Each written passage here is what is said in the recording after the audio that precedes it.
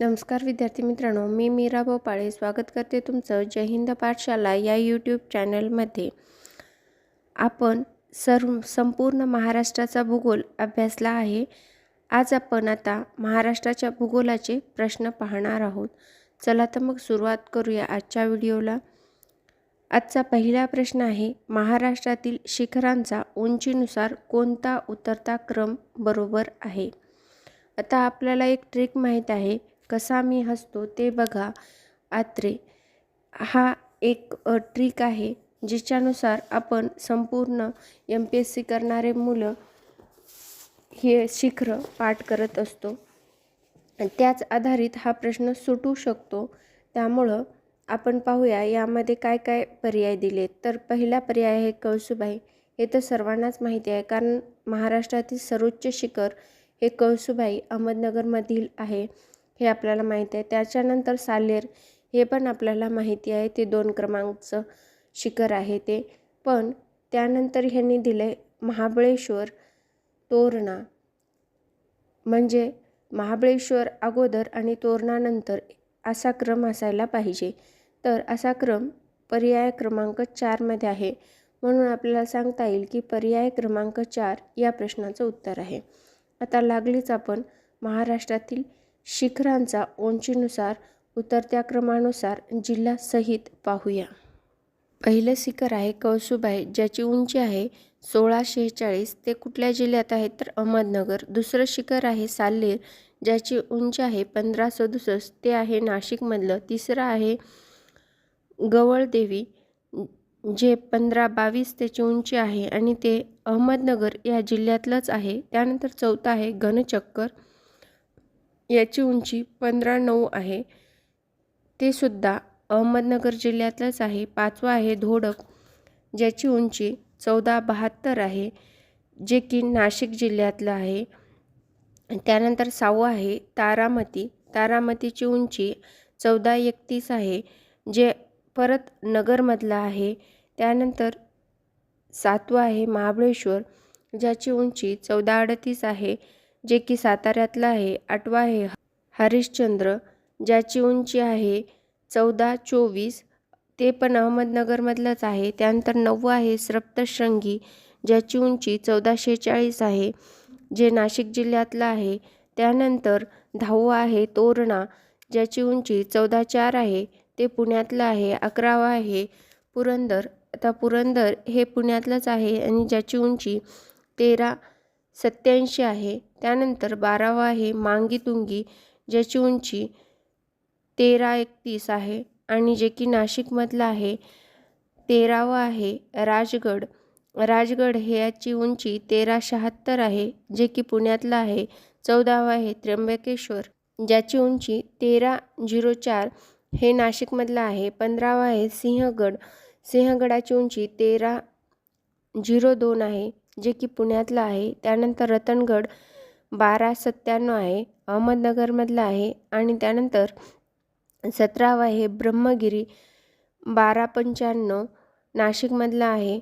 आणि अंजळनेरी 18वं शिखर येते उंच 1280 अशी त्याची उंची आहे, जे की नाशिकमधलं आहे। मुल्हेर 1306 याची उंची आहे, तर ते नाशिकमधलं आहे। सिंगी हे 1293 उंची असून ते नाशिकमधलं आहे। आणि तौला याची उंची 1231 आहे आणि जे की नाशिकमधलं आहे।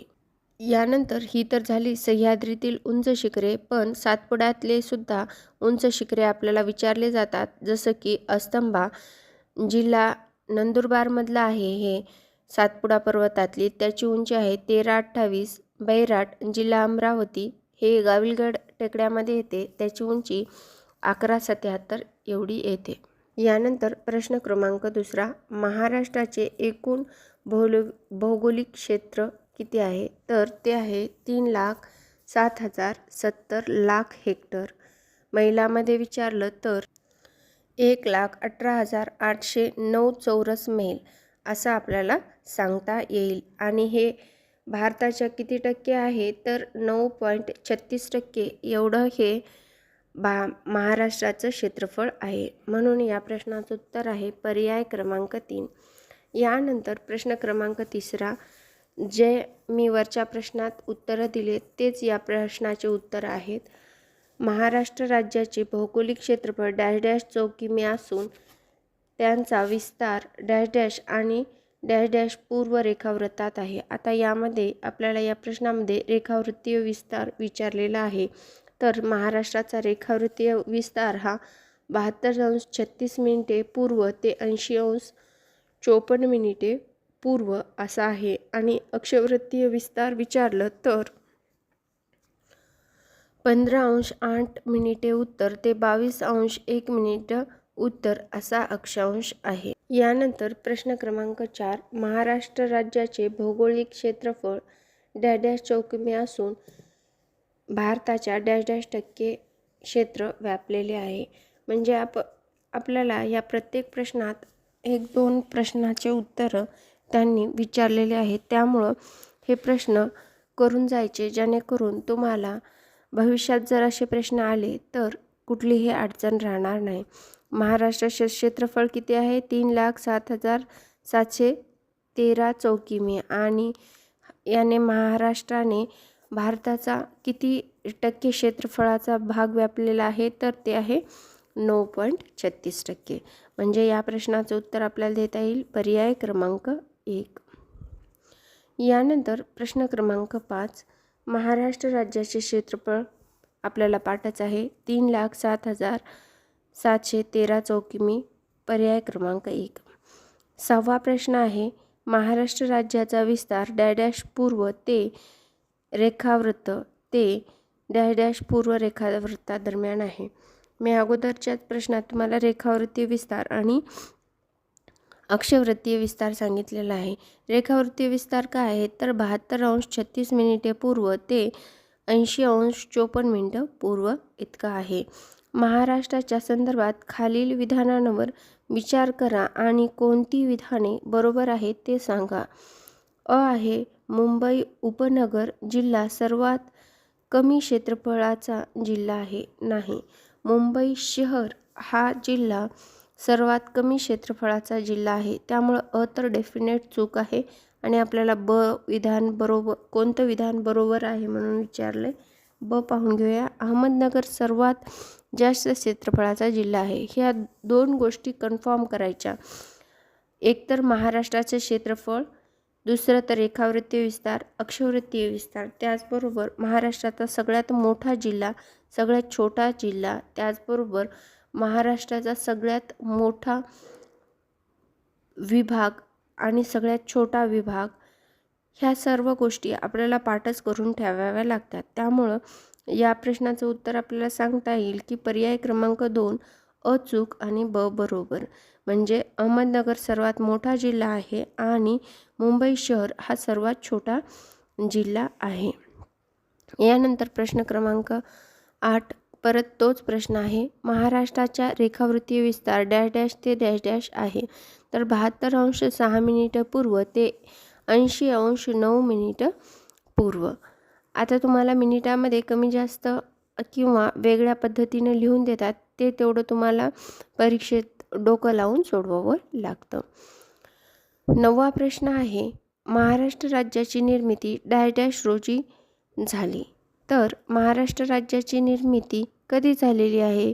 1 मे 1960ला. पर्यायामध्ये आहे का 1 मे 1960? नाही. त्यामुळं या प्रश्नाचं उत्तर आहे पर्याय क्रमांक 4 यापैकी नाही. त्यानंतर 10वा प्रश्न आहे, महाराष्ट्र राज्यास डॅश डॅश किमी लांबीचा सागरी किनारा लाभला आहे. आता आपल्या महाराष्ट्र राज्याला किती किमीचा सागरी किनारा लाभला आहे? त्यांनी सांगितलं आहे 720 किलोमीटरचा. ही गोष्टसुद्धा पाठ करायची. आता एक वेळेस काय सांगितलं होतं त्यांनी? 700+ महाराष्ट्राला समुद्रकिनारा लाभलेला आहे. त्यावेळेस ते स्टेटमेंटसुद्धा बरोबर समजायचं, कारण 720 किलोमीटर आहे, त्यामुळं 700+ असं ते स्टेटमेंट होतं. म्हणून या प्रश्नाचं उत्तर आहे पर्याय क्रमांक 1. यानंतर प्रश्न क्रमांक 11, महाराष्ट्रात क्षेत्रफळाने सर्वात मोठा जिल्हा कुठला? अहमदनगर. आणि सगळ्यात छोटा जिल्हा? मुंबई शहर. त्यानंतर 12वा प्रश्न आहे, महाराष्ट्र राज्याची पूर्व पश्चिम लांबी सुमारे डॅश डॅश किमी आहे. किती किमी आहे? तर 800 किमी आहे. म्हणजेच या प्रश्नाचं उत्तर आहे पर्याय क्रमांक 4. मुंबई व नांदेड ही शहरे जवळपास एकाच अक्षवृत्तावर असून सुद्धा मुंबईचे तापमान नांदेडपेक्षा कमी आहे. कारण काय? तर खारे वारे आणि मुंबई शहर हे एक बेट आहे. बरोबर आहे. मुंबई हे सागर किनाऱ्याजवळ असल्यामुळं तिथलं वातावरण थंड असतं, हे पण बरोबर आहे. म्हणजे या प्रश्नाचं उत्तर आपल्याला देता येईल पर्याय क्रमांक 4, 1 व 2 एकदम बरोबर आहे. यानंतर आपण काही प्राकृतिक भूगोलावर सुद्धा प्रश्न विचारलेले आहेत ते पाहूया. प्रश्न क्रमांक 1, खालीलपैकी कोणती विधाने बरोबर आहेत? ए आहे, पाचगणी येथे सापडणारा जांभा दगड हा बेसॉल्टच्या रासायनिक वितरणातून तयार झालेला आहे. हे एकदम बरोबर आहे. कारण पाचगणीला खूप जास्त पाऊस पडतो, त्यामुळं काय होतं, पावसामुळं बेसॉल्ट खडक हा रासायनिक वितरण होऊन जांभा खडकामध्ये रूपांतरित होत असतो. त्यानंतर दुसरं आहे, महाबळेश्वर येथे जांभा दगड आढळतो कारण तेथे 3000 मिमी पेक्षा जास्त पाऊस पडतो. हे सुद्धा एकदम वाक्य बरोबर आहे. पाचगणी, महाबळेश्वर, आंबोली हे ठिकाणे जास्त पावसाची ठिकाणे आहेत. त्यामुळं काय होतं, तर बेसॉल्ट खडकापासून तिथे जांभा खडकाची निर्मिती होते रासायनिक वितरणातून किंवा रासायनिक क्रियेतून. त्यानंतर सी आहे, कोकण किनारा पट्टीच्या प्रदेशात आढळणारा जांभा दगड दुय्यम स्वरूपाचा आहे. हे सुद्धा एकदम बरोबर आहे. म्हणजे ए, बी, सी ही तिन्ही विधाने एकदम बरोबर. म्हणजेच या प्रश्नाचं उत्तर आहे पर्याय क्रमांक 4. यानंतर प्रश्न क्रमांक 2, रिया किनारे केव्हा तयार होतात? आता रिया किनारे केव्हा तयार होतात? एकतर आपल्या महाराष्ट्रात आपण नेहमी वाक्य वाचतो. महाराष्ट्राचा भूगोल वाचत असताना आपल्या महाराष्ट्राचा किनारा हा दंतूर आहे, रिया प्रकारचा आहे, झिगझॅग प्रकारचा आहे. हे का म्हणतो? कारण ज्या काही सह्याद्री पर्वतावर नद्या उगम पावतात आणि त्या सरळ ओघाने अरबी समुद्राला जाऊन भेटतात, त्यामुळं काय खनन कार्य जास्त होतं, त्यामुळे झीज जास्त होते आणि झीजेमुळं काय होतं, झिगझॅग किंवा दंतूर किनारा तयार होतो. मग रिया किनारे केव्हा तयार होत असतात असा प्रश्न विचारला आहे. आणि हा मला वाटतं UPSCचा as it is copy paste question आहे. मोहाने पाण्याखाली जातात तेव्हा, मोहाने म्हणजे त्याचे जे समोरचे तोंड असतात ते जेव्हा पाण्याखाली जातं तेव्हा रिया प्रकारचा किनारा तयार होत असतो. तर हे एकदम बरोबर आहे. म्हणजेच या प्रश्नाचं उत्तर आपल्याला देता येईल पर्याय क्रमांक 1. आता यानंतर प्रश्न क्रमांक 13. हा प्रश्न मोस्ट ऑफ द खूप म्हणजे विद्यार्थ्यांना आलाच नसता. कितीही हुशार विद्यार्थी असेल तरी हा प्रश्न तुका लावूनच सोडवेल. का? तर यामध्ये आपल्याला ॲक्च्युअल अक्षवृत्तीय स्थान विचारलेलं आहे. जोड्याजुळामध्ये एकीकडे किल्ले दिलेत आणि दुसरीकडं अक्षवृत्तीय स्थान दिलेलं आहे. तर प्रतापगड हे कुठल्या अक्षवृत्तावर आहे? तर ते आहे 17°93' या अक्षवृत्तावर. त्यानंतर दौलताबाद हे 19°94' अक्षवृत्तावर आहे आणि नळदुर्ग हे 17°81' या अक्षवृत्तावर आहे. यशवंतगड हे 15°75' या अक्षवृत्तावर आहे. तर तुम्ही म्हणाल की हे कसं काय शक्य आहे लक्षात ठेवणं? तर तुम्ही दररोजच्या दररोज मॅप रीडिंग करू लागलात तर हे लक्षात येतं की आपण आपला अक्षवृत्तीय विस्तार काय आहे, त्यानुसार आपण एक मोठा अंदाज लावू शकतो की त्यानुसार हे कुठल्या पॉईंटवर येतात. म्हणजे हे ठिकाणं लक्षात येतात आणि त्यानुसार आपण अक्षवृत्ताची एक मोठा गेस करून हा प्रश्न सोडवू शकतो. म्हणून या प्रश्नाचं उत्तर आपल्याला सांगता येईल पर्याय क्रमांक 4. यानंतर प्रश्न क्रमांक 14. खालील विधानांचा विचार करा. एक आहे सह्याद्रीच्या पूर्वेकडील उतारावर पावसाचे प्रमाण कमी आहे. बरोबर आहे. सह्याद्री संपला की सोबतच थोडंसं पाऊस कमी होतं, कारण सह्याद्री जे काही अरबी समुद्राहून आणलेली आर्द्रता असते ती अडवून धरतो आणि तो सर्व पाऊस हा पश्चिमेलाच म्हणजे सह्याद्रीच्या पश्चिमेलाच पडतो आणि जसा तो पूर्वेकडे सरकतो तेव्हा तेव्हा त्याच्यातली आर्द्रता कमी होते आणि पाऊस कमी पडायला लागतो. त्यानंतर दुसरं आहे महाराष्ट्राच्या पूर्व भागात ईशान्य मोसमी वाऱ्यापासून थोडा पाऊस पडतो. बरोबर आहे. जेव्हा परतीचा पाऊस म्हणून ज्याला आपण ओळखत असतो तो ईशान्य मोसमी वाऱ्याचा पाऊस असतो आणि तो विदर्भात पडत असतो. त्यानंतर तिसरं स्टेटमेंट आहे महाराष्ट्राच्या अतिपूर्वेकडे पर्जन्याचे प्रमाण कमी होत जाते. हे स्टेटमेंट मात्र चुकीचं आहे, कारण आपल्या ज्या महाराष्ट्राची भौगोलिक क्षमता किंवा सृष्टी पाहिली तर आपण असं सांगू शकतो की महाराष्ट्र जर आपण एक चौकोन धरला आणि चौकोनात जर आपण एक सह्याद्री काढला तर सह्याद्रीकडून जसं जसं पूर्वेकडे जाऊ तसं तसं सह्याद्रीला अडवून जर आर्द्रता कमी होते, पण जसं जसं पूर्वेकडे जाईल तसं तसं त्यातली आर्द्रता वाढत जाते आणि तो पूर्वेकडे जात असताना पर्जन्याचे प्रमाण कमी होत नाही तर वाढत जाते. म्हणजे तिसरं स्टेटमेंट एकदम चुकीचं आहे. पर्यायी उत्तर आहेत विधान 1 आणि विधान 2 बरोबर एकदम बरोबर आहे, पण विधान तिसरे चुकीचं आहे. हे पण एकदम बरोबर, म्हणून आपण या प्रश्नाचं उत्तर देऊ शकता पर्याय क्रमांक 1.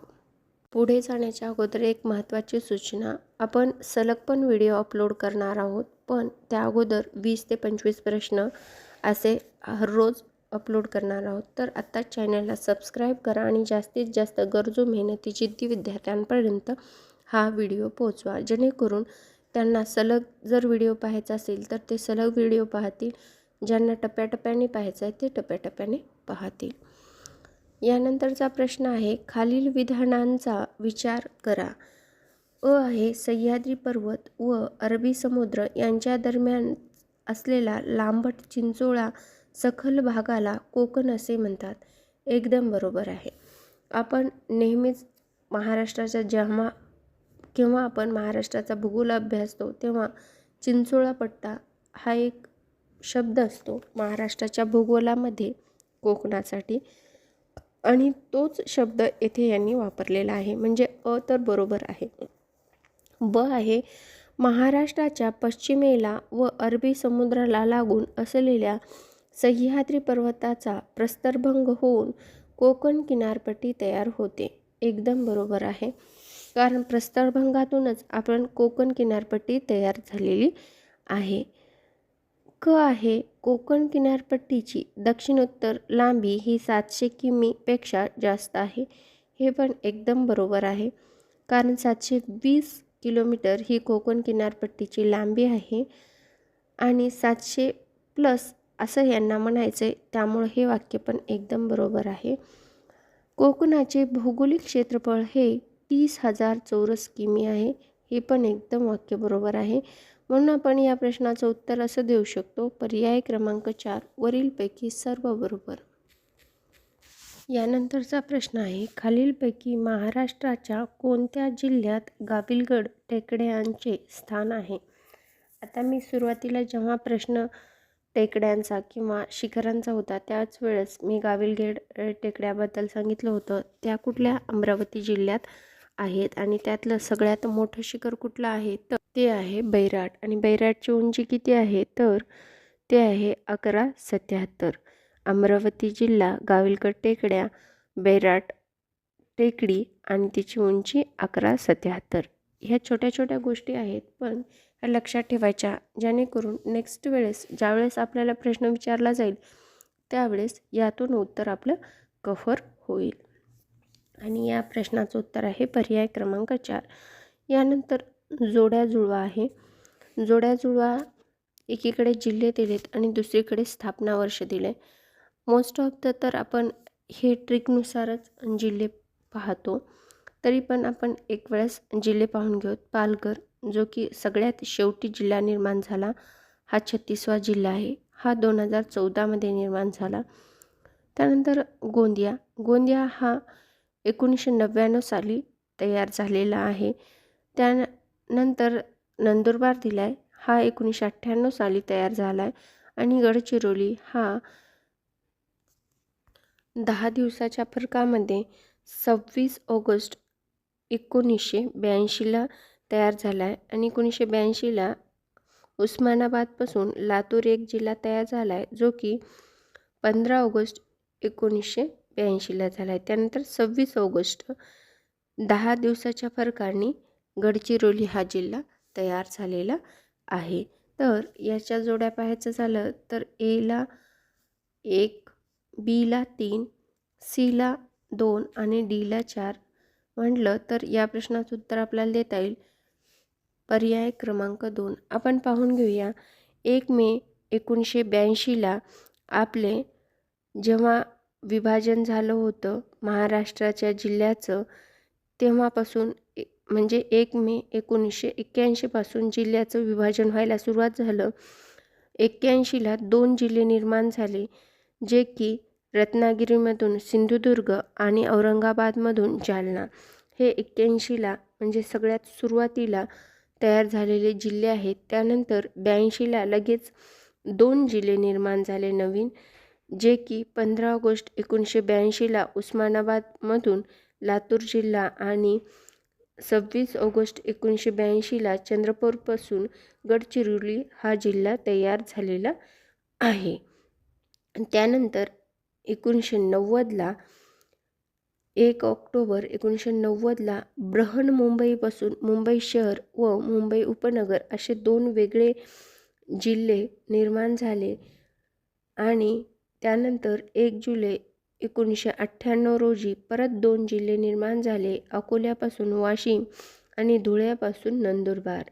त्यानंतर 1 मे 1999ला परभणीपासून हिंगोली आणि भंडारापासून गोंदिया असे जिल्हे निर्माण झाले. आणि सरतेशेवटी म्हणजे सगळ्यात शेवटी 2014ला 35 जिल्ह्यामध्ये 36व्या जिल्ह्याने भर टाकली आणि ठाणेपासून पालघर जिल्हा निर्माण झाला. याची एक ट्रिकसुद्धा आहे, जी म्हणजे सजला गड मुंबईचा वानंद ही गोपाल, ज्यामध्ये स म्हणजे सिंधुदुर्ग, ज म्हणजे जालना, ल म्हणजे लातूर, गड म्हणजे गडचिरोली, मुंबईचा म्हणजे बृहन्मुंबईपासून मुंबई शहर आणि मुंबई उपनगर ही 2 जे जिल्हे निर्माण झालेत ती, आणि वा म्हणजे वाशिम, नंद म्हणजे नंदुरबार, ही म्हणजे हिंगोली आणि गोपाल म्हणजे गोंदिया आणि पालघर. यानंतर पुढील प्रश्न आहे, सह्याद्री पर्वताची एक शाखा सोलापूर जिल्ह्याकडे जाते व ती शाखा या नावाने ओळखली जाते. तर सोलापूर जिल्ह्याकडे जाणाऱ्या शाखेला महादेव डोंगर रांग असं म्हणतात. मग आपण सह्याद्रीच्या जे फाटे फुटतात त्या शाखा पाहून घेऊया. आता सगळ्यात आपल्याला उत्तरेकडली सातमाळा अजिंठा जी डोंगर रांग आहे, जी सह्याद्रीचा फाटा आहे. सातमाळा रांग ही नाशिक जिल्ह्यात, तर अजिंठा रांग ही औरंगाबाद जिल्ह्यात स्थित आहे. आणि या रांगेमुळे उत्तरेकडील तापी आणि दक्षिणेकडील गोदावरी या नद्याचं खोरं वेगळं होत असतं. त्यानंतर हरिश्चंद्र बालाघाट या रांगेमुळं गोदावरी आणि भीमेचं खोरं वेगळं होतं. आणि हरिश्चंद्र रांग ही अहमदनगर जिल्ह्यात पसरलेली आहे, तर महादेव रांग ही सातारा जिल्ह्यात स्थित आहे. म्हणजे हरिश्चंद्र बालाघाट ही रांग जर आपल्याला विचारली तर अहमदनगर जिल्ह्यात ती पसरलेली आहे असं उत्तर द्यायचं. आणि आपल्याला प्रश्नात विचारले महादेव डोंगर रांग जी की साताऱ्यामध्ये पसरलेली आहे, त्यामुळं या प्रश्नाचं उत्तर आहे पर्याय क्रमांक 2. यानंतरचा प्रश्न आहे, दख्खनचे पठार बेसॉल्ट व ग्रेनाइट खडकांनी बनलेले आहे. आता ही गोष्ट आपण लक्षात ठेवायची. दख्खनचं पठार हे सगळ्यात स्थिर पठार आहे, कारण ते सगळ्यात अगोदर निर्माण झाले आणि ठोस जमीन आहे. जसा हिमालय वाढत आहे तसं दख्खनचं पठार अस्थिर नाही हे आपण सांगू शकतो. आणि सध्याला एका ठिकाणी जालन्यामध्ये लावाचा उद्रेक झाला आहे, ते सुद्धा लेटेस्ट न्यूजमध्ये तुम्ही मला सांगू शकता. दख्खनचे पठार बेसॉल्ट आणि ग्रेनाइटच्या खडकांनी बनलेलं आहे. आणि ते कशामुळं बनलं आहे, कारण त्याचं विचारलेलं आहे. तर ते ज्वालामुखीच्या प्रक्रियेमुळं बनलेलं आहे.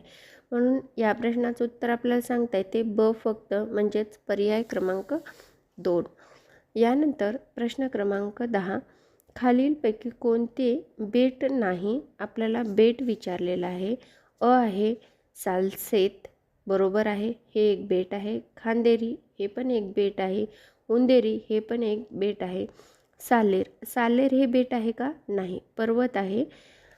त्याला आपण शिखर असं म्हणतो. सह्याद्रीमधलं दुसऱ्या नंबरचं शिखर आहे, म्हणजेच ड चुकीचं आहे. आणि आपल्याला कोणतं बेट नाही विचारले, म्हणून या प्रश्नामध्ये पाहूया. तर पर्याय क्रमांक 3 हे या प्रश्नाचं उत्तर आपल्याला सांगता येते की ड बरोबर आहे.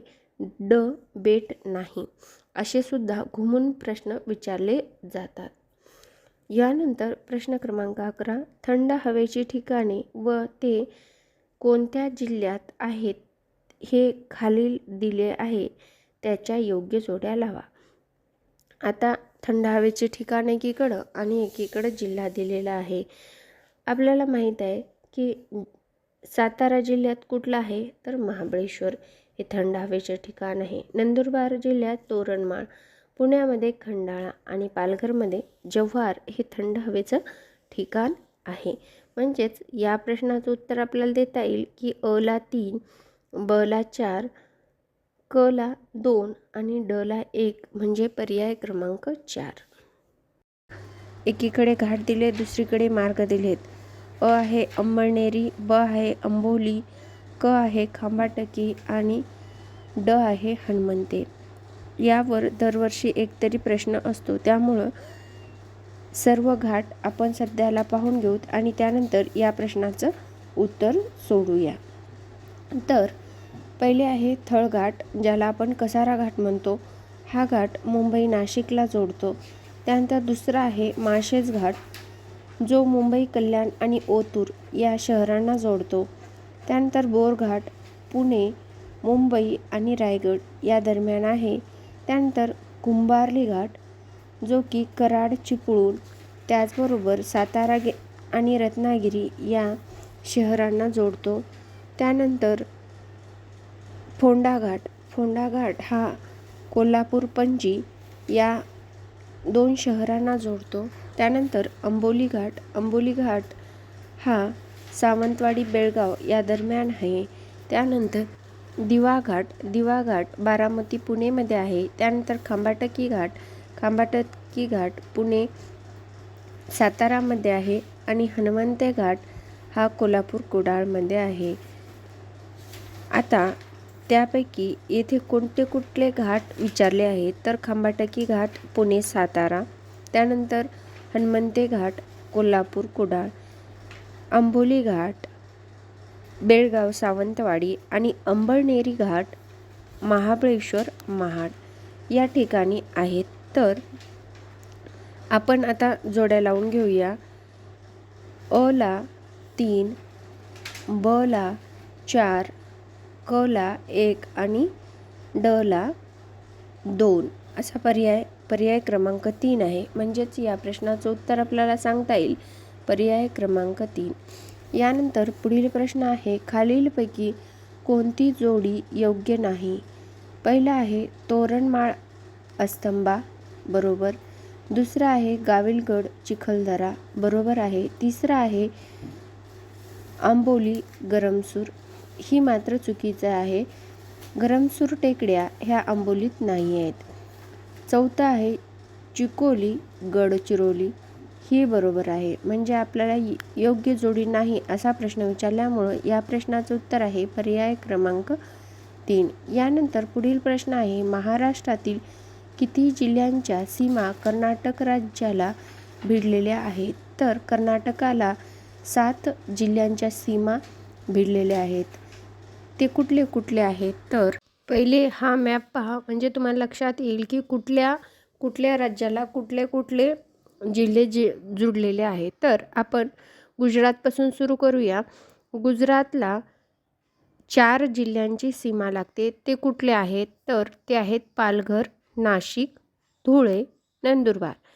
यानंतर सगळ्यात जास्त जिल्ह्याची सीमा लागते ती मध्य प्रदेशला, ज्यामध्ये नंदुरबार, धुळे, जळगाव, बुलढाणा, अमरावती, नागपूर, भंडारा, गोंदिया अशा 8 जिल्ह्यांची सीमा मध्य प्रदेशला लागते. छत्तीसगडला 2 जिल्ह्यांची सीमा लागते, गोंदिया आणि गडचिरोली.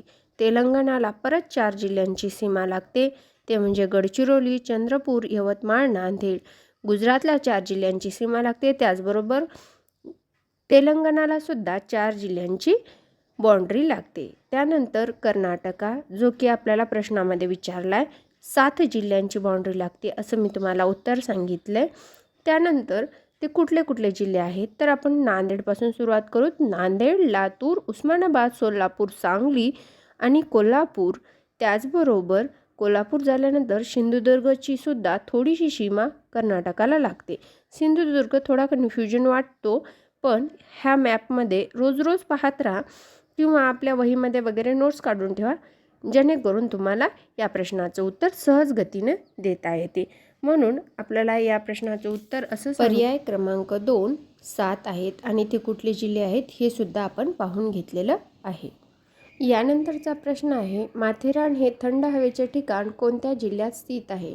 तर माथेरान हे थंड हवेचे ठिकाण रायगड जिल्ह्यात स्थित आहे. याचबरोबर आपण आणखीन काही थंड हवेचे ठिकाण जे वारंवार विचारले जातात ते पाहून घेऊया. तर महाराष्ट्रातील प्रमुख थंड हवेचे ठिकाण महाबळेश्वर हे सातारा जिल्ह्यात स्थित आहे आणि याला महाराष्ट्राचे नंदनवन अशी म्हणून ओळख दिलेली आहे. त्यानंतर पाचगणीसुद्धा सातारा जिल्ह्यात येतं, हे सुद्धा थंड हवेचं ठिकाण प्रसिद्ध आहे. त्याचबरोबर चिखलदरा हे अमरावतीतले विदर्भातलं एकमेव थंड हवेचं ठिकाण आहे. त्याचबरोबर लोणावळा आणि खंडाळा हे पुणे येथील पश्चिम घाटातील प्रसिद्ध पर्यटन स्थळ, त्याचबरोबर थंड हवेचं ठिकाण आहे. त्यानंतर माथेरान, जे की आपल्याला प्रश्नात विचारले, ते रायगड जिल्ह्यात आहे. हे आशियातलं एकमेव वायुमुक्त थंड हवेचं ठिकाण आहे. त्यानंतर तोरणमाळ हे नंदुरबार जिल्ह्यातील, आपण त्याला खानदेशातील थंड हवेचं ठिकाण म्हणून ओळखत असतो. ते उत्तर महाराष्ट्रामध्ये स्थित आहे. यानंतरच्या प्रश्नामध्ये आपल्याला महाराष्ट्रातील सह्याद्री पर्वतावरील शिखरांचा उंचीनुसार उतरता क्रम म्हणजे जास्तकडून कमीकडे जायचं आहे असा विचारलेला आहे. तर आपल्याला सर्वांना माहिती आहे, साल्हेर हे 2ऱ्या क्रमांकाचं महाराष्ट्रातील अतिउच्च शिखर आहे, ज्याची उंची आहे 1567, जे नाशिक जिल्ह्यामध्ये स्थित आहे. त्यानंतर इथे 3ऱ्या आणि 4थ्या पर्यायामध्ये साल्हेर हे 2ऱ्या क्रमांकाला दिले. त्यानंतर महाबळेश्वरसुद्धा साल्हेर नंतर आपल्याला सांगता येईल, त्याची उंची आहे 1438 आणि ते साताऱ्यातील उंच ठिकाण आहे किंवा उंच पर्वत आहे असं सांगता येईल. त्याच्यानंतर हरिश्चंद्र, जे की अहमदनगरमध्ये आहे आणि त्याची उंची आहे 1424, जे अहमदनगर जिल्ह्यात स्थित आहे. यानंतर सप्तशृंगी हे नाशिक जिल्ह्यातील उंच ठिकाण सांगता येईल हरिश्चंद्रनंतर, ज्याची उंची आहे 1416. म्हणजे असा क्रम आपल्याला पर्याय क्रमांक 4 मध्ये दिसतोय. म्हणून या प्रश्नाचं उत्तर आहे पर्याय क्रमांक 4. यानंतर पुढील प्रश्न आहे, महाराष्ट्र राज्याचा भूभाग शास्त्रीयदृष्ट्या अतिशय भक्कम आहे, कारण हा भाग कसा आहे विचारलेला आहे. तर पर्याय क्रमांक 1 आहे, हा भाग विविध खडकापासून बनलेला आहे. नाही, हा भाग बेसॉल्ट खडकापासून बनलेला आहे महाराष्ट्र राज्याचा भूभाग. त्याचबरोबर हा अतिप्राचीन खडकापासून बनलेला आहे, त्यामुळं हा सगळ्यात स्थिर भाग आहे असंही आपल्याला महाराष्ट्र पठाराबद्दल किंवा दख्खनच्या पठाराबद्दल सांगता येईल. कारण हिमालयाच्या अगोदरही कुठला भाग निर्माण झालेला असेल तर ते दख्खनचं पठार निर्माण झालेलं होतं आणि दख्खनचा पठार हे महाराष्ट्राचा 86% भाग व्यापलेला आहे. त्यामुळं आपल्याला या प्रश्नाचं उत्तर देता येईल पर्याय क्रमांक 3. महाराष्ट्र राज्याचा भाग हा भूशास्त्रीयदृष्ट्या अतिशय भक्कम आहे, कारण हा भाग प्राचीन खडकापासून बनलेला आहे. यानंतर पुढील प्रश्न आहे, ज्यामध्ये आपल्याला महाराष्ट्रातील उंच शिखरे व त्यांची उंची यांचा योग्य जोड्या लावा असा क्रम दिलेला आहे. आपल्याला कसा मी हसतो यानुसार सुद्धा या जोड्या सॉल्व करता येतात, पण तरी पण आपण पाहून घेऊया. हरिश्चंद्रगडाची उंची आहे 1424 म्हणजे अला 4. त्यानंतर तोरणागडाची उंची आहे 1404 आणि त्र्यंबकेश्वर गडाची उंची आहे 1304. म्हणजे ह्या दोन्हीमध्ये कन्फ्युजन व्हायचं नाही. तोरणा म्हणलं की 1404 आणि त्र्यंबकेश्वर म्हणलं की 1304. त्यानंतर महाबळेश्वर आहे. महाबळेश्वरची उंची आहे 1438 आणि सालेरची उंची आहे 1567. म्हणजे आपल्याला असा पण आयोग फिरून प्रश्न विचारू शकतो. त्यामुळं ह्या पण गोष्टी लक्षात ठेवायच्या आणि ह्यांच्या जोड्या पण लक्षात ठेवायच्या. यानंतरचा प्रश्न आहे, महाराष्ट्रातील किती जिल्ह्यांच्या सीमा शेजारील मध्य प्रदेश राज्याला भिडलेल्या आहे. या अगोदरच्याच एका प्रश्नामध्ये आपण मॅप पाहिला होता आणि सर्वाधिक 8 जिल्ह्यांची सीमा ह्या मध्य प्रदेशला लागून होती. त्यामुळं या प्रश्नाचं उत्तर आपल्याला सहजगतीने देता येईल. पर्याय क्रमांक 3. यानंतर प्रश्न क्रमांक पुढील, भारताच्या प्राकृतिक नकाशात महाराष्ट्र पठार खालीलपैकी कोणत्या रंगाने दर्शवले जाते. तर महाराष्ट्र पठार हे पिवळ्या रंगाने दर्शवलं जातं. त्यालाच दख्खनचं पठार म्हणतात. ते अधिक स्थिर आणि हिमालयाच्याही पूर्वीचं पठार म्हणून किंवा प्राचीन पठार म्हणून ओळखलं जातं. त्याचबरोबर याची जाडी महाराष्ट्राच्या पश्चिमेत जास्त आणि पूर्वेस कमी आहे. 86% भाग हा महाराष्ट्र पठाराने किंवा दख्खनच्या पठाराने व्यापलेला आहे. एवढी सारी माहिती आपल्याला महाराष्ट्र पठाराबद्दल पाठच करून ठेवावी लागते. त्यामुळं या प्रश्नाचं उत्तर आपल्याला सांगता येईल. पर्याय क्रमांक 3. यानंतर पुढील प्रश्न आहे, खालीलपैकी कोणती विधाने बरोबर आहेत. आपल्याला विधाने बरोबर आहेत असं विचारलेलं आहे. महाराष्ट्रात उत्तरेकडून क्रमाक्रमाने पठारावरील प्रमुख डोंगररांगा व त्यांच्या दक्षिणेकडील नद्यांची खोरी खालीलप्रमाणे आहेत. म्हणजे त्यांना असं म्हणायचं की उत्तर आणि दक्षिणेतील खोऱ्यांचं विभाजन कुठल्या पर्वतरांगेनं किंवा डोंगररांगेनं केलेलं आहे. सातपुडा पर्वतरांग ही दक्षिणेकडे तापी व पूर्णा खोरे वेगळी करते. एकदम बरोबर आहे. त्यानंतर सातमाळ अजिंठा डोंगररांग ही दक्षिणेस गोदावरी नदीचे खोरे वेगळं करते. बरोबर आहे. त्यानंतर हरिश्चंद्र बालाघाट डोंगररांग व त्याच्या दक्षिणेस भीमा नदीचे खोरे वेगळे करते. बरोबर आहे. त्यानंतर शंभू महादेव डोंगररांग व त्याच्या दक्षिणेस कृष्णा नदीचं खोरं वेगळं करते. तर हे सर्वच्या सर्व विधाने बरोबर आहेत. आणि हा एक माझा नोट्समधील मॅप आहे. हा मॅप पाहून घ्या. म्हणजे तुम्हाला असं जर वाटलं तर वहीत काढून ठेवा आणि हे ज्यावेळेस तुम्ही रिवाईज करता त्यावेळेस रिवाईज करून घ्या. यानंतरचा प्रश्न आहे, सह्याद्रीची रांग सरळ रेषेत नसून अनेक ठिकाणी ती वक्राकार झालेली आहे. कारण सह्याद्रीतून उगम पावणाऱ्या कोकणातील नद्यांची उगमापाशी केलेल्या शिरवर्ती खननामुळे ती वक्राकार झालेली आहे. हे एकदम बरोबर आहे. म्हणून या प्रश्नाचं उत्तर आपल्याला देता येईल. पर्याय क्रमांक 1. कारण ज्या काही सह्याद्री पर्वतामध्ये नद्या उगम पावतात त्या एकदम तीव्र उतारानं आणि तीव्र गतीनं वाहतात. त्यामुळं सह्याद्री पर्वताचं खनन कार्य हे होतं आणि त्यामुळं ती वक्राकार दिसत असते. यानंतरचा प्रश्न आहे, योग्य जोड्या जुळवा. एकीकडे शिखरं दिलेत आणि दुसरीकडे त्याची उंची दिलेली आहे. त्यामुळं उंच्या पाठ करून ठेवणं हे खूप गरजेचं आहे. ॲटलिस्ट काही मोठ्या उंच्या जर पाठ करून ठेवलं, जसं की त्र्यंबकेश्वर, तोरणा, मांगीतुंगी, सप्तशृंगी, साल्हेर, कळसुबाई तर सगळ्यात उच्च आहे. त्याची तर पाठ नाही केलं तरी लक्षात येऊन जाते. बाकीच्या छोट्या मोठ्या पाठ करून ठेवल्या की आपला प्रश्न सॉल्व होतो. मांगीतुंगी या शिखराची उंची आहे 1100. म्हणजे आपल्याला 1ला 4 सांगता येईल. त्र्यंबकेश्वरची 1304, सप्तशृंगीची 1416, साल्हेरची 1567. हे पाठच करून ठेवायचं जेणेकरून आपल्याला परीक्षेला उपयोगाला पडतं. म्हणून आपल्याला असा पर्याय कुठं दिसते तर पर्याय क्रमांक 1. त्यामुळे या प्रश्नाचं उत्तर आहे पर्याय क्रमांक 1.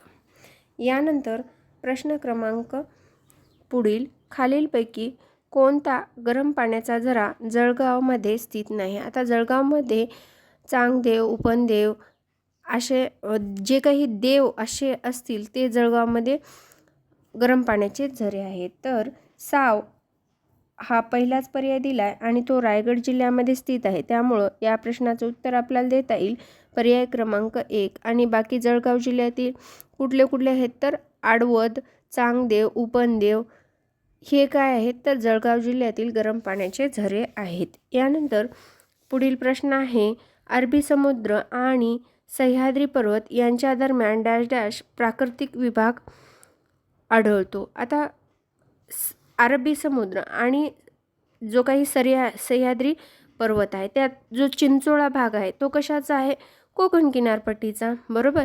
म्हणून या प्रश्नाचं उत्तर आपल्याला देता येईल पर्याय क्रमांक 4. असे घुमून प्रश्न विचारले जातात, त्यामुळं दररोजच्या दररोज मॅप रीडिंग करत राहायची. यानंतर पुढील प्रश्न आहे खालीलपैकी कोणते विधान चुकीचे आहे? ए आहे किनाऱ्यालगत समुद्र तळ उथळ असल्यास लाटांचा वेग मंदावतो. हे एकदम वाक्य बरोबर आहे. त्यानंतर किनाऱ्यालगतच्या समुद्रतळ खोल असल्यास लाटांचा वेग मंदावतो. हे मात्र बरोबर नाही. जर खोल असेल तर ते तेवढं खालून प्रेशर येईल आणि लाट वर जाईल, त्यामुळं हे चुकीचं आहे. त्यानंतर सी आहे किनाऱ्यालगत समुद्रतळ उथळ असल्यास लाटांचा वेग वाढतो नाही, तो मंदावतो. त्यामुळं काय होतं? हे पण चुकीचं ठरतं. म्हणजे आपल्याला काय चुकीचं विचारलं आहे, म्हणजे बी आणि सी चुकीचं उत्तर आहे. त्यामुळे या प्रश्नाचं उत्तर आहे पर्याय क्रमांक. यानंतर पुढील प्रश्न आहे अरबी समुद्र व बंगालच्या उपसागराला मिळणाऱ्या नद्यांचा डॅश डॅश प्रमुख जलविभाजक आहे. तर सह्याद्री हा प्रमुख जलविभाजक आहे म्हणून आपण ओळखतो, पण पर्यायामध्ये सह्याद्री दिले का? नाही, पूर्व घाट दिले आणि पश्चिम घाट दिले, म्हणून सह्याद्रीला आपण पश्चिम घाट म्हणूनही ओळखतो. त्यामुळं या प्रश्नाचं उत्तर आपल्याला देता येईल पर्याय क्रमांक 2. पश्चिम घाट हा अरबी समुद्र व बंगालच्या उपसागराला मिळणाऱ्या नद्यांचा प्रमुख जलविभाजक आहे. यानंतर पुढील प्रश्न आहे परत गरम पाण्याचे झरे आणि त्यांचं ठिकाण यांच्या जोड्या लावायच्यात. आता पहिलाच दिला पर्याय आपल्याला साव हे कुठलं आहे? मागच्याच प्रश्नात सांगितलं रायगड. सालाबर्डी हे अमरावती जिल्ह्यातलं गरम पाण्याचं ठिकाण आहे. सातावली हे पालघर जिल्ह्यातील गरम पाण्याचं ठिकाण आहे. आणि सुपनदेव म्हटलं की जळगाव. म्हणजे आपल्या झाल्या जोड्या अ ला 3, ब ला 4, क ला 2 आणि ड ला 1. म्हणजेच या प्रश्नाचं उत्तर आहे पर्याय क्रमांक 4.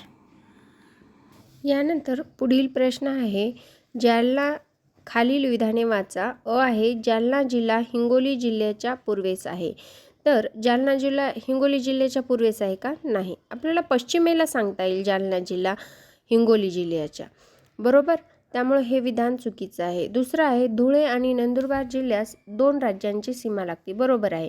धुळे आणि नंदुरबार जिल्ह्यास मध्य प्रदेश त्याचबरोबर गुजरात अशा 2 राज्यांच्या सीमा लागलेल्या आहेत. त्यानंतर तिसरं आहे महाराष्ट्र राज्याचे भौगोलिक क्षेत्रफळ किती आहेत? महाराष्ट्र राज्याचं भौगोलिक क्षेत्रफळ 3,07,713 चौकिमी आहे. तर हे सुद्धा बरोबर आहे.